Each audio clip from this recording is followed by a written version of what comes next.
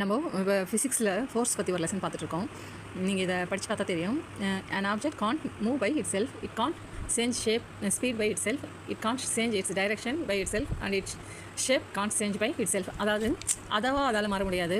அது இல்லாமல் வேறு ஏதோ ஒன்று தான் இது எல்லாத்தையுமே மாற்றுது. ஒரு ஆப்ஜெக்ட் இருந்ததுன்னா அதை மாறுறதுக்கு அதுக்குள்ளேருந்து எதுவும் வரல, வெளியிலேருந்து வருதுன்னு சொல்கிறாங்க. அதை வந்து நம்ம இந்த லைன்ஸ் எழுதும் போது எனக்கு அந்த தமிழ் பாட்டு ஞாபகம் வந்தது. அவன் நின்று எதுவும் அசையாது, அவன் அசைந்தால் அசையும் அகிலம் இல்லாமன்னு சொல்லிட்டு அந்த ஒரு மாற்றத்தை ஏற்படுத்துறதுக்கு நமக்கு ஃபோர்ஸ் தேவைப்படுது. ஃபோர்ஸ் இல்லாமல் எதுவுமே நடக்காது. None of this actions can take place without the action of force. அதே மாதிரி ரெண்டு ஆப்ஜெக்ட்ஸ்க்கு நடுவில் இன்ட்ராக்ஷன் நடக்கணும்னாலும் அங்கே ஃபோர்ஸ் அப்ளை ஆகுது.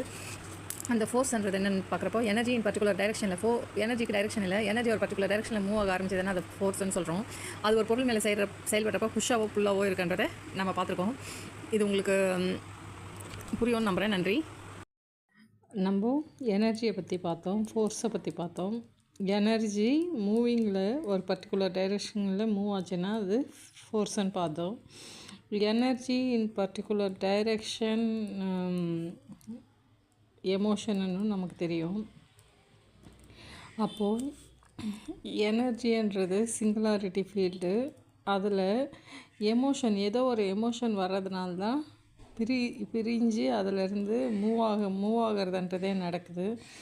அந்த டூயாலிட்டி க்ரியேட் ஆகிறது எமோஷனாலுன்னு நமக்கு புரியுது. அதாவது நம்ம எமோஷனில் இருக்கும்போது நம்ம அறிவு பிளவுபட்டுடுதுன்னு நமக்கு தெரியுது. தனி அறிவாக ஆகிடுது. இந்த சுற்றுப்புறத்துலேருந்து விஸ்டம்லேருந்து கட் ஆகிடுது. அதாவது இந்த எனர்ஜியிலேருந்து கட் ஆகிடுது. அதாவது நம்ம எமோஷனில் இருக்கும்போது நம்ம அறிவு பிளவுபட்டுடுதுன்னு நமக்கு தெரியுது. தனி அறிவாக ஆகிடுது. இந்த சுற்றுப்புறத்துலேருந்து விஸ்டம்லேருந்து கட் ஆகிடுது. அதாவது இந்த எனர்ஜியிலேருந்து கட் ஆகிடுது. வழியாக விஸ்டம் செயல்படணுன்றப்போ நம்ம சிங்குலாரிட்டி ஃபீல்டில் இருக்கணுன்றது எவ்வளோ முக்கியமானது, அந்த உணர்வு எவ்வளோ முக்கியமானதுன்னு நம்ம புரிஞ்சுக்கலாம்.